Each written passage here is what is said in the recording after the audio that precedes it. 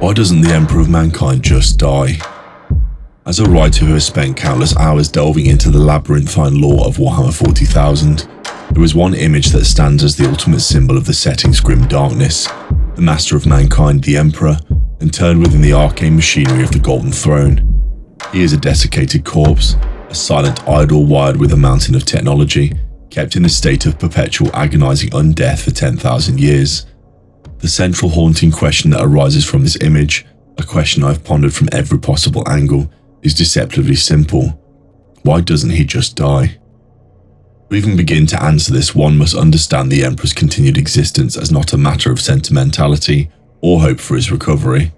It is a matter of cold, brutal necessity. His life, if one can call it that, is the linchpin holding the entire Imperium of Man, and perhaps the galaxy itself, back from the brink of total annihilation. The reasons are layered, complex, and terrifyingly practical. The most immediate and widely understood function the Emperor serves is as the psychic beacon for the Astronomicon. In a galaxy devoid of reliable GPS, interstellar travel is a nightmarish ordeal. Ships must navigate the chaotic, demon-infested tides of the warp, a parallel dimension of raw emotion and psychic energy. The Astronomicon is the sole lighthouse in that galactic storm. It is a focused beam of the Emperor's own phenomenal psychic energy, projected from Terra and perceived by the specially trained navigators who guide vessels through the Empyrean. Without this light, there is no faster-than-light travel. Every fleet would be lost, every trade route would sever, every reinforcement army would be stranded. The Imperium and million-world empire held together by this constant flow of ships would shatter into a million isolated vulnerable systems, each left to fend for itself against a hostile galaxy. The death of the Emperor would plunge humanity into a new dark age from which it would never recover. The light of the Astronomicon going out would be a death knell for the human race as a galactic power. Yet as critical as the Astronomicon is arguably not as most important as the Emperor's vigil. His agony serves a second, more critical defensive purpose. The Golden Throne is not merely a life support system, it is a psychic seal of unimaginable power. During the height of his power, the Emperor was working on his grandest and most secret endeavor, the Imperial Webway project. This was to be a network of tunnels through a controlled sliver of the warp, allowing for safe, instantaneous travel that would have made the Astronomicon obsolete and freed humanity from its reliance on navigators and the horrors of warp travel. However, a moment of folly during the Horus Heresy saw this project catastrophically breached. A gateway to the raw, untamed warp was torn open beneath the palace in Terra. Since that day, the Emperor's will has been the sole force holding the gate closed. For 10 millennia, his focused psychic might has acted as a dam, holding back an ocean of demonic energy that would otherwise flood Terra and transform the cradle of humanity into a new Eye of Terror, a permanent massive warp rift. If the Emperor were to die, that cyclic lock would break. The demonic legions of the Chaos Gods would pour forth onto humanity's throne world, consuming it in a tide of insanity and slaughter. The strategic and symbolic blow of losing Terra in such a horrific manner would be an unrecoverable one.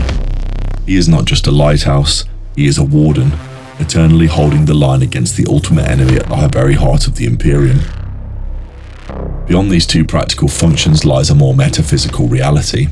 The Emperor is, to the forces of chaos, the anathema. His very essence, his soul, is a psychic concept antithetical to their own.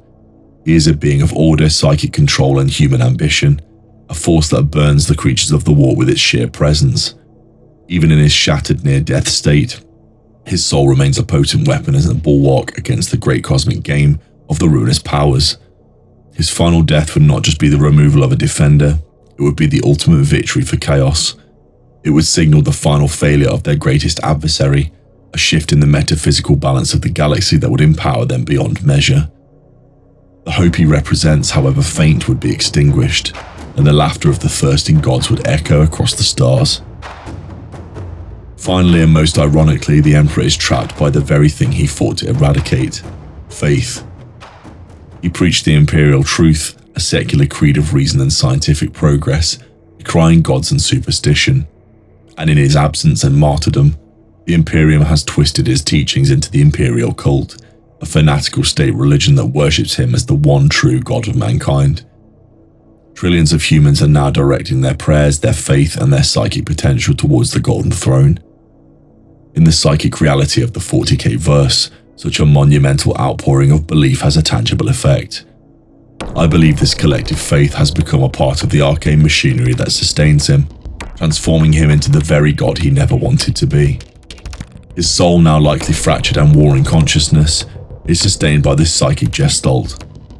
To let him die would be causing a crisis of faith so profound, it would shatter the Imperium's moral and social cohesion. It might even cause the nascent god deity they have created to violently collapse, with unpredictable and devastating psychic consequences. When the returned Primarch Roboute Guilliman stood before his father, he was not filled with hope, he was filled with horror. He saw the truth, a tortured being held in a state of living death, powered by a stagnating, cruel empire built on suffering and ignorance. The thought must have occurred to him to grant his father the peace of oblivion. But even he, a demigod of logic and strategy, could not do it. He understands, as I have come to understand, that the price of mercy is the damnation of all mankind. So the Emperor of Mankind does not die because he cannot be allowed to. He is the lighthouse, the warden, the psychic weapon, and the unwilling god. His continued silent suffering is the price of humanity's continued brutal survival. He is the ultimate symbol of the Imperium itself, a magnificent golden dream that has decayed into a horrifying, agonizing nightmare.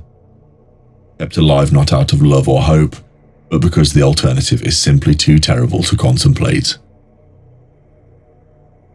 This archive has now been fully decoded. Continue your journey into the librarium with the video displayed on screen. The vast wealth of the archives continues to reveal new knowledge of the dark history of the 40K verse. In the grim dark of the far future, there is only war.